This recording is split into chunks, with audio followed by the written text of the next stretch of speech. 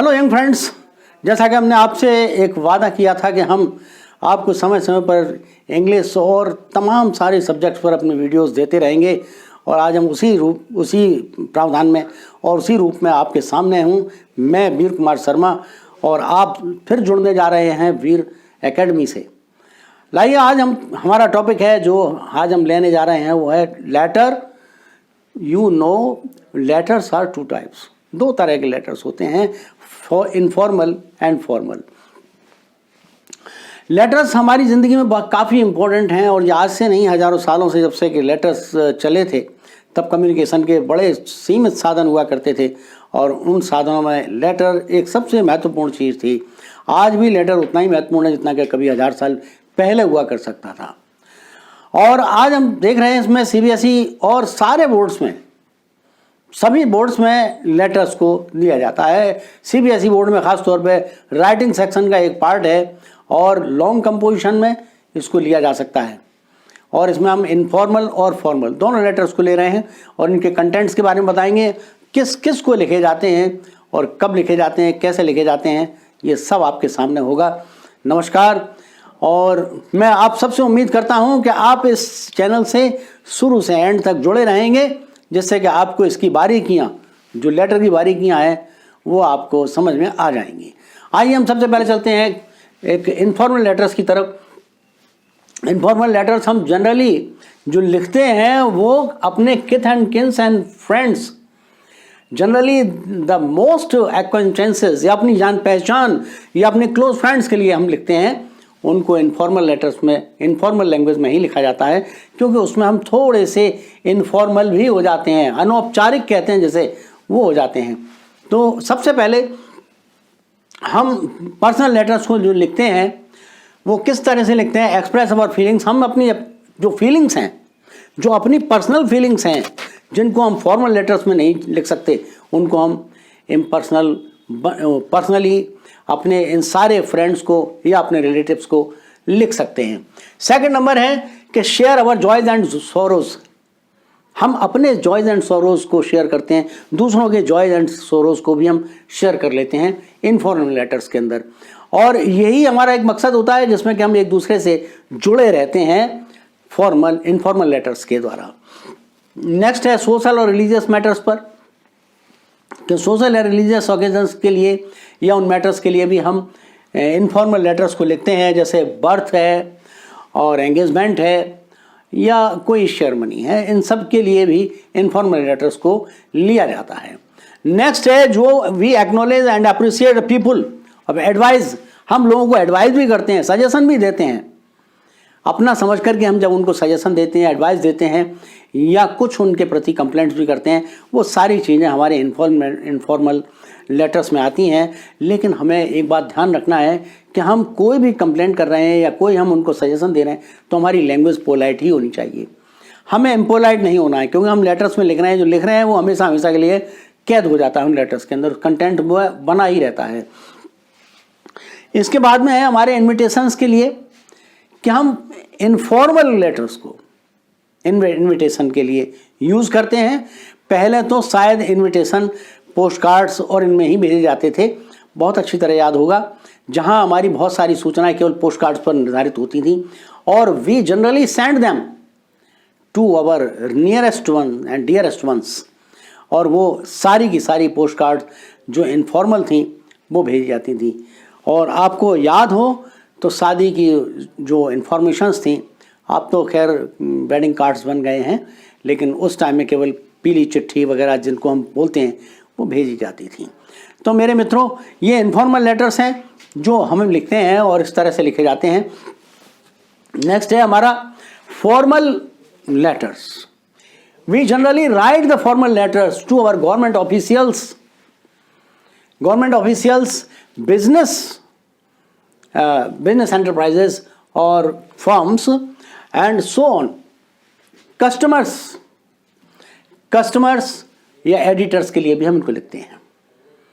हालांकि एडिटर्स हमारे लिए कुछ कर नहीं सकते, वो प्रॉब्लम को सॉल्व तो नहीं करेंगे, लेकिन करवाने की हिम्मत रखते हैं। क्यों? कि जब वो अपने न्यूज़पेपर में उसको जगह देंगे तो लाखों व्यूअर्स उन पर जुड़ जाते हैं, रीडर्स होते हैं और उनमें ऑफिशियल्स भी होते हैं जो उस पर एक्शन लेते हैं, इसलिए एडिटर्स को भी लिखा जाता है। Note, we write the formal letters in formal language, formal style, style हमारा फॉर्मल होगा। वेदर द पर्सन, चाहे वो आदमी किसी पोस्ट पर है, वो हमारा अपना रिश्तेदार है या मेरे चाचा जी हैं, but I can't address him as my chacha ji, मेरे अंकल जी। क्यों? क्योंकि वो हम पोस्ट को एड्रेस कर रहे हैं, हम किसी अपने खास चाचा जी को एड्रेस नहीं कर रहे हैं। ये भी हो सकता है कि आज मैंने लेटर भेजा, जब तक लेटर मैंने उन्होंने रिसीव किया, उनका ट्रांसफ़र होकर कहीं और चले गए, कोई दूसरा आदमी आकर के बैठ जाता है, तो वहाँ पर वो मेरा कहना जो चाचा जी है या मेरे एक रिश्तेदार की तरह से उनको इंगित करना है, वो सब बेकार चला जाएगा। और इसीलिए ये फॉर्मल लेटर्स में हम केवल पोस्ट को या रैंक को हम एड्रेस करते हैं। नाउ इसकी लैंग्वेज स्ट्रेट फॉरवर्ड होती है, पोलाइट होगी। हमें कितना भी दुख हो, कितनी भी परेशानियां हो, हम कंप्लेंट भी करेंगे तो बड़ी पोलाइट लैंग्वेज के अंदर करेंगे, हम इम्पोलाइट नहीं हो सकते। इसमें है we write formal letters to, हम किन किन को लिखते हैं और कैसे लिखते हैं। पहला है हमारा जॉब एप्लीकेशन। जॉब एप्लीकेशन, आपने एप्लीकेशन सुनने के साथ ही आपको लगा होगा कि शायद लेटर अलग चीज़ है और एप्लीकेशन एक अलग चीज़ है, लेकिन लेटर और एप्लीकेशन जो फॉर्मल लेटर्स होते हैं वो अपने आप में, या जो एप्लीकेशंस होती हैं वो अपने आप में फॉर्मल ही होती हैं। और नेक्स्ट है गेट अवर प्रॉब्लम एड्रेस, हम अपनी प्रॉब्लम को जब हम एड्रेस करते हैं और उनका रिड्रेसल मीन्स उनका समाधान भी तो होना ज़रूरी है। और समाधान कैसे होगा कि जैसे हम कभी एडिटर को हम लिख देते हैं और लेटर को लिखने के बाद में एडिटर से हम ये काम इच्छा करेंगे कि वो प्रॉब्लम सॉल्व कर दे, ये मुश्किल है, ऐसा हो ही नहीं सकता। उसके लिए वो जो हमारे रीडर्स हैं, जो ऑफिशियल्स हैं, उसको अपने ध्यान में लेते हैं और उस पर एक्शन करते हैं। नेक्स्ट है इसके बाद में कि इन्फॉर्म अदर्स, क्या हमें दूसरों को इन्फॉर्म करना है। कुछ जानकारियां हमारे पास हैं लेकिन शायद दूसरों के पास नहीं है और हम उन्हें लोगों तक बताना चाहते हैं, उनको एक्सप्रेस करना चाहते हैं, कम्युनिकेट करना चाहते हैं, तो उसके लिए भी हमारे पास फॉर्मल लेटर्स होते हैं। और नेक्स्ट है परसुएड अदर्स। और परसुएड अदर्स यानी कि हमें दूसरों को किसी तरीके से अब जोड़ना है या उनसे हमें मिले रखना है या अपने उनका अनुकरण कराने के लिए कहते हैं हम, तो उसके लिए भी यही आता है। और नेक्स्ट है express our views on public issues. अब पब्लिक इश्यूज़ तो बहुत से हो सकते हैं, जैसे पॉट होल्स हैं, सड़कों में पॉट होल्स हो गए हैं, गड्ढे हैं और तमाम बातें हैं जो मेरे ही अपनी पर्सनल प्रॉब्लम नहीं है, बल्कि वहाँ से ऑन द पासर बाइज जितने गुजरने वाले हैं उन सबको परेशानी का सामना करना पड़ता है। तो ऐसे में हम उनका ध्यान इस तरह पब्लिक जो इशू है, पानी की समस्या है जो नहीं आ पा रहा है, उसके सप्लाई नहीं हो रहा है, लाइट की समस्या है, ब्रेक डाउन होता है बार बार, तो उसके लिए भी हम इसको लिखेंगे। एक अपील भी होती है। अपील इस टाइप की है कि हम लोगों से कहें कि भाई सावधान रहें, सुरक्षित रहें, ये करें, वो करें, ये ना करें, वो ना करें, तो हैव और फॉलो सम प्रिकॉशंस, कुछ प्रिकॉशंस का ध्यान रखना पड़ेगा और उसके लिए भी यही है।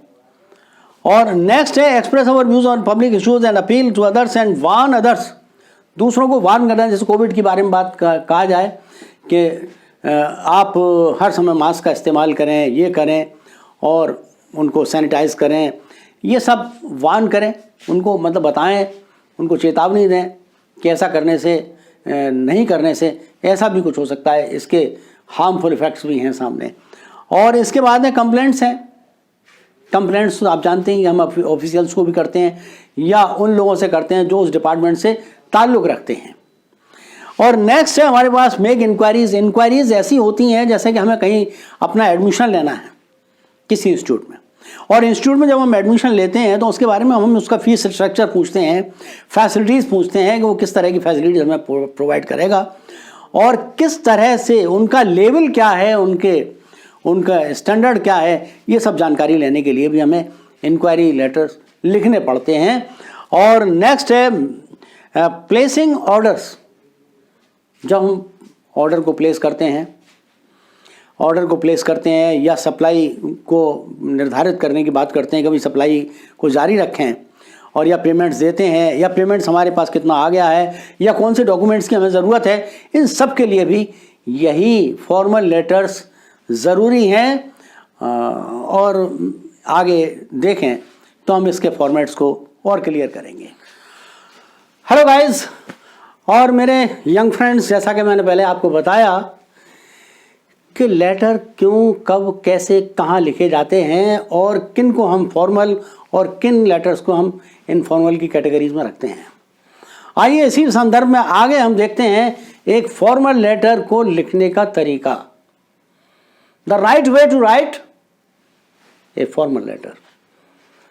और सबसे पहले हम देखते हैं इसमें कि सेंडर्स एड्रेस, बिल्कुल लेफ्ट में, लेफ्ट कॉर्नर पर हम उसको स्टार्ट करते हैं। एंड वी टू राइट, हमें लिखना है सबसे पहले house number, then street, then town, then pin code, pin number. इसके बाद में स्पेस देना है और स्पेस देना बहुत ज़रूरी है। स्पेस के बाद में वो डेट आता है, डेट को कुछ हम इस तरह से लिखेंगे, 4th, जैसे 4 अप्रैल, 2 मार्च, 1 जनवरी, इस तरीके से लिखेंगे। And 2000 dash dash dash. Date को इस तरह से कभी ना लिखें। हालांकि मैं मानता हूं कि ये हमारी पुरानी आदत है, हम इसको ऐसे ही लिखते आए हैं, लेकिन जब हम एक फॉर्मल लेटर लिख रहे हैं तो वो कुछ इस तरह से होना चाहिए। डेट को लिखने के बाद हम recipients address, name, designation and address full, उसको हमें लिखना बहुत ज़रूरी है। नेम एंड डेजिग्नेशन, डेजिग्नेशन इसलिए कि उस डेजिग्नेशन को ही हम एड्रेस कर रहे हैं, उसी के पास हम लेटर भेज रहे हैं और उसके पास पहुंचना ज़रूरी है। और डिपार्टमेंट क्या है ये भी नीचे लिखना है। देन वो जगह, वो प्लेस जहाँ पर वो उसका ऑफिस सिचुएटेड है। नेक्स्ट है मिस्टर, सर या मैडम। लेकिन मैं आपको सजेस्ट करता हूँ कि सर लिखने से हम अपने जेंडर के उस कन्फ्यूज़न से दूर हो जाते हैं। एक डायलेमा रहता है ना हमारे दिमाग में, सर लिखें या मैडम लिखें। जब एक सबसे बड़ी प्रॉब्लम है कि ये मेल डोमिनेंट फैक्टर है और इसमें सारी दुनिया के अंदर मान लिया गया है कि अगर आपको मालूम ना हो तो आप उसको मैस्कुलिन में ही लिख सकते हैं। तो मेरे ख्याल में सर लिखना काफ़ी हद तक सही रहेगा। Salutation, it is enough to write sir. Then subject is very important, the most important factor, the most important part of letter is the subject. क्योंकि कोई सब्जेक्ट ही तो आपको बताएगा कि आपकी प्रॉब्लम कहाँ है और किस जगह पर भेजा है आपने। अगर उस ऑफिस से रिलेट करता हुआ नहीं है तो वो फेंक दिया जाएगा। अगर उस ऑफिस के रिलेट करता हुआ है लेकिन उसके भी सब डिपार्टमेंट में किस जगह जाना है वो लेटर, ये डिसाइड करेगा वो जो ऑफिसर है जिसको आप लिख रहे हैं। तो इसलिए आपको सबसे पहले इसमें सब्जेक्ट के अंदर एक अच्छा सा, this is like a heart of the matter, ये तो मैटर का हार्ट है। हार्ट के अंदर तो वो सारी चीज़ मौजूद है, बस वही बता देंगी, डिस्क्लोज कर देंगी कि आपकी प्रॉब्लम क्या है और उसको कैसे सॉल्व किया जाना है। लेकिन बाकी सारी चीज़ें जो एक फॉर्मेलिटीज़ के लिए लिखी जाती हैं वो नीचे कंटेंट के अंदर हैं। हम जो कंटेंट, लेकिन इसमें एक सबसे बड़ी बात है कि सब्जेक्ट को जब हम लिखते हैं तो सेंटेंस ना बनाएं। बहुत से बच्चे क्या करते हैं कि अपना सेंटेंस बना देते हैं।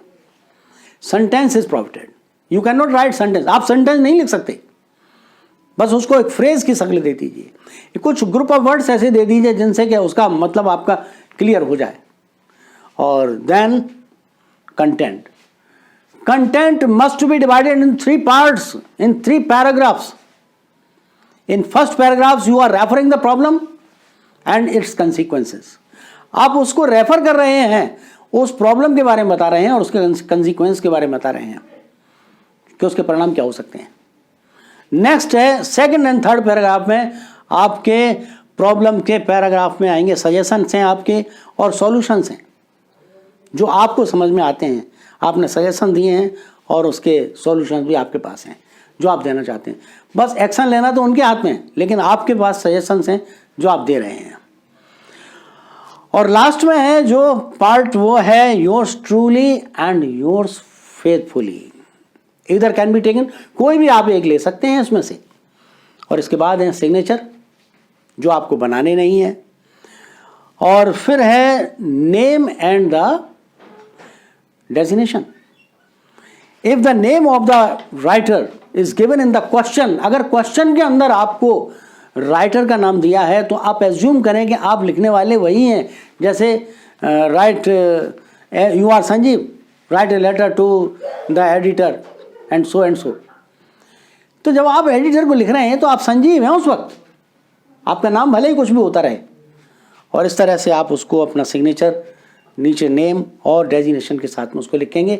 और अगर मैं ये दावा करता हूं, मेरे प्रिय मित्रों और मेरे सभी यंग जो व्यूअर्स हैं, मैं उनको एक सजेस्ट करता हूं कि अगर मैं, चूंकि मेरे पास एक बहुत बड़ा एक्सपीरियंस है, बोर्ड एग्जामिनर भी रहा हूं, और जो वहां से गाइडलाइंस आती हैं जिनके तहत की कॉपियां चेक की जाती हैं, उनके तहत जो है आप पूरे मार्क्स ले सकते हैं।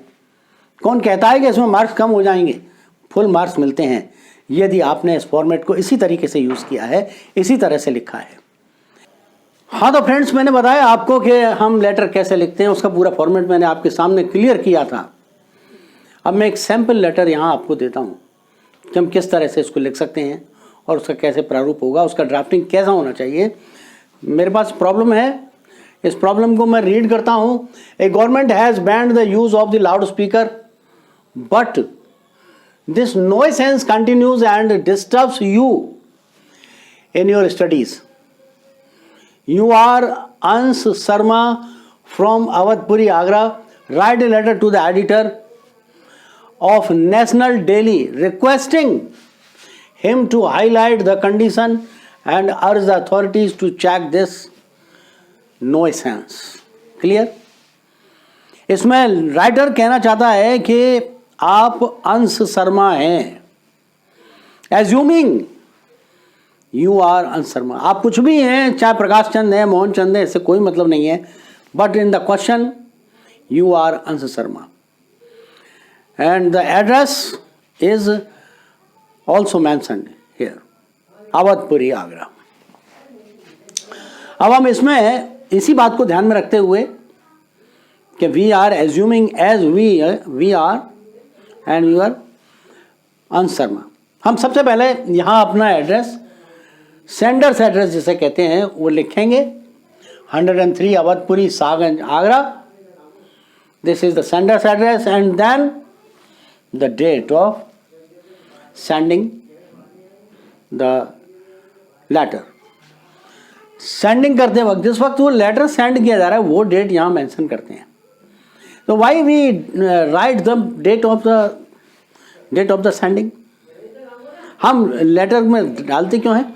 कभी कभी ऐसा होता है कि इंडियन जो पोस्ट की बात थी, पहले की बात तो नहीं, अब तो खैर बहुत ही ज़्यादा फास्ट कम्युनिकेशन है। लेटर आज भेजा है, 10 साल में पहुंच रहा है, लेटर की इंपॉर्टेंस खत्म हो जाती है। अगर लेटर काफ़ी लेट पहुंचता है तो उसकी इंपॉर्टेंस भी खत्म हो जाती है।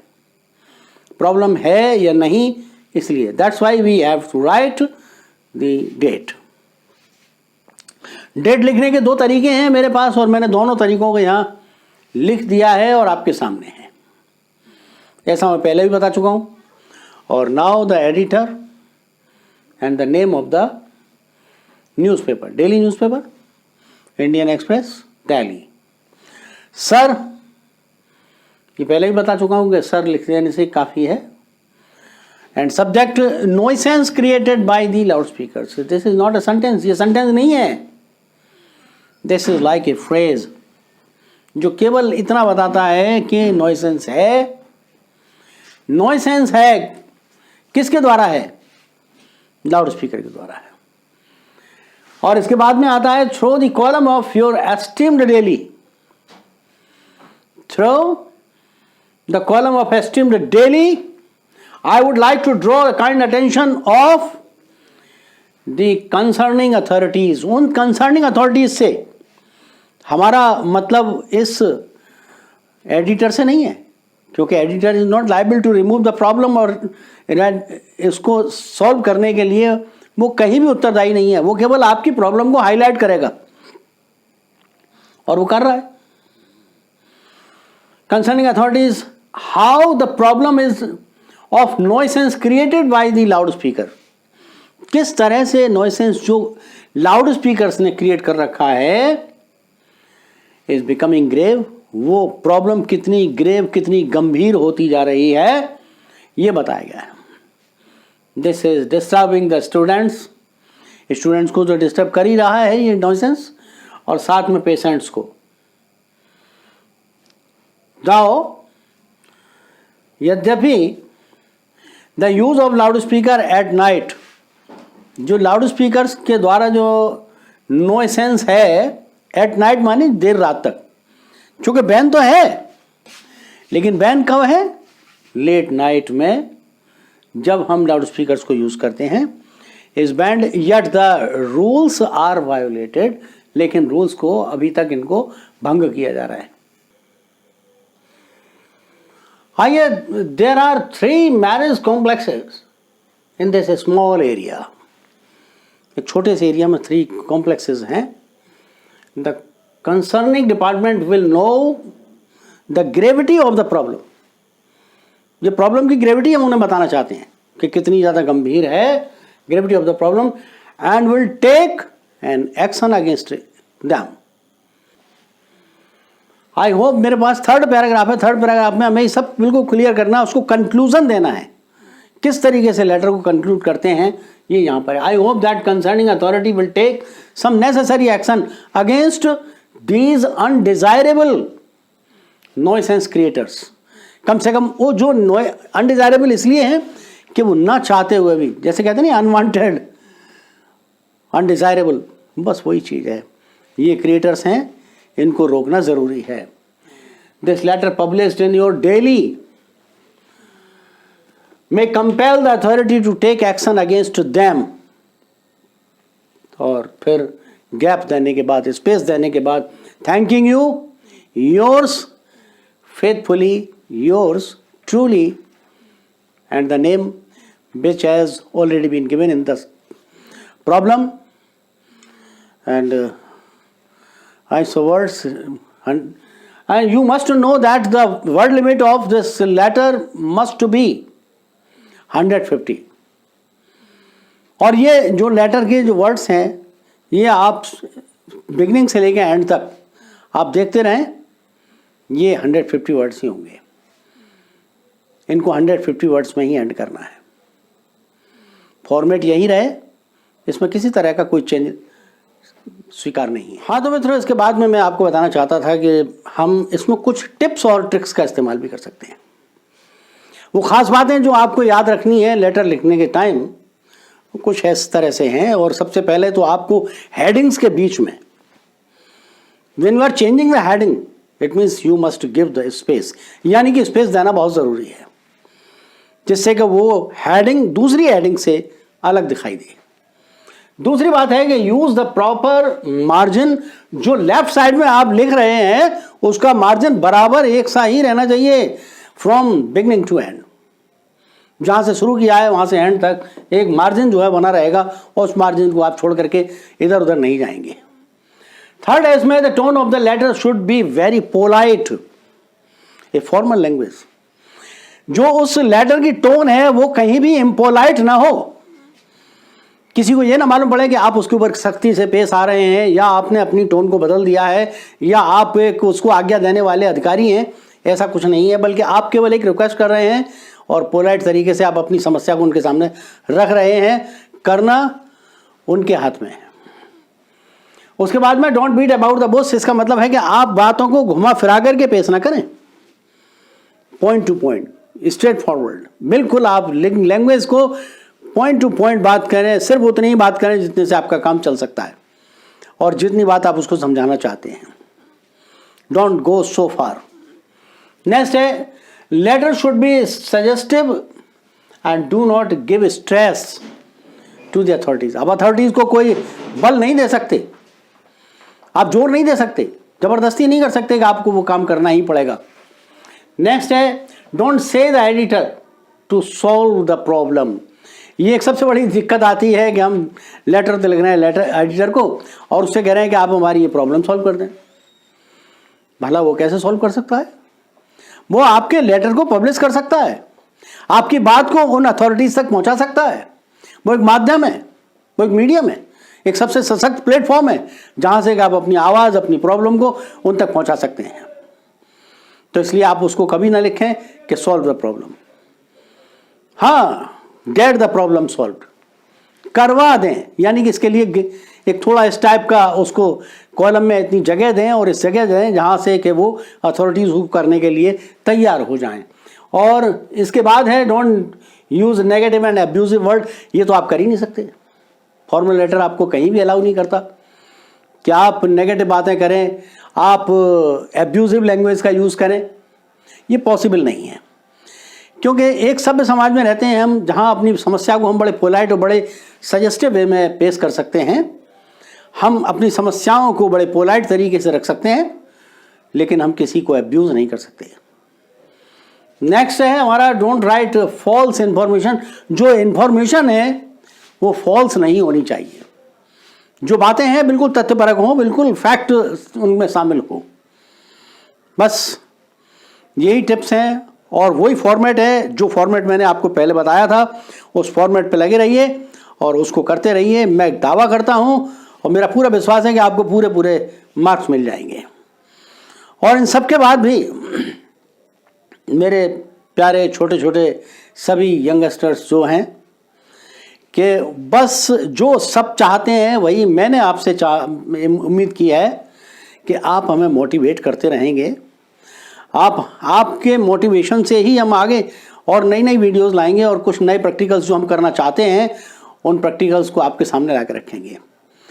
आप सबसे एक मेरा अनुरोध है कि भाई आप subscribe the channel, like videos and share with your friends.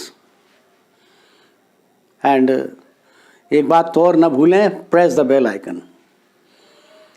और इसके साथ साथ मैं आपसे ये भी उम्मीद करता हूं कि आप कमेंट्स देंगे, कमेंट बॉक्स में जाके आप कमेंट्स देंगे, जिससे कि हमें पता लगता रहेगा कि आप कितने सजग हैं और आप हमारी वीडियोस को कितना ध्यान से देख रहे हैं। और हमारी कमियों को भी आप बताएंगे और हमारी खूबियां भी आपसे ही आएंगी। और नमस्कार, जय हिंद।